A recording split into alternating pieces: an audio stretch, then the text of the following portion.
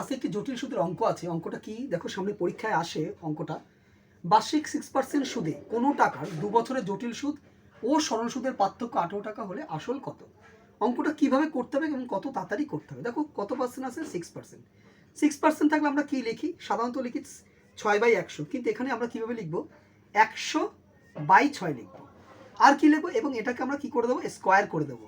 দিয়ে কি বলছে? সুদের পার্থক্য কত বলেছে? 18 টাকা। এই 18 দিয়ে আমরা এটাকে একটা গুণ চিহ্ন দিয়ে দেবো। তাহলে আমরা কি লিখতে পারি? দেখো 18 গুণ 2 দিয়ে কাটলে 3, 2 দিয়ে কাটলে 50। এই 50 স্কোয়ার করলে হয় 2500। আর এটা দিয়ে কাটলে, এটা নিচে 3 3 কত আছে? 9। তাহলে 9 দুগুণে কত? 18। অ্যান্সার কত পেলাম? 25 দুগুণে হচ্ছে 50, তারপরে দুটো শূন্য। তাহলে আমরা অ্যান্সারটা কত পেলাম? 5000। অর্থাৎ অ্যান্সার হচ্ছে বি। দ্বিতীয় একটা অঙ্ক আছে দেখো তোমাদের জন্য। বার্ষিক 15% সুদে কোনো টাকার 2 বছরের জটিল সুদ ও সরল সুদের পার্থক্য 27 টাকা হলে আসল কত? এই অঙ্কটা উত্তরটা তোমরা করে আমাকে কমেন্ট করো। এরকম আরও অনেক অঙ্ক পেতে হলে তোমরা আমাদের সাথে থাকো। সামনের পরীক্ষার জন্য আমরা এরকম সুন্দর সুন্দর অঙ্ক তোমাদের সামনে নিয়ে আসবো।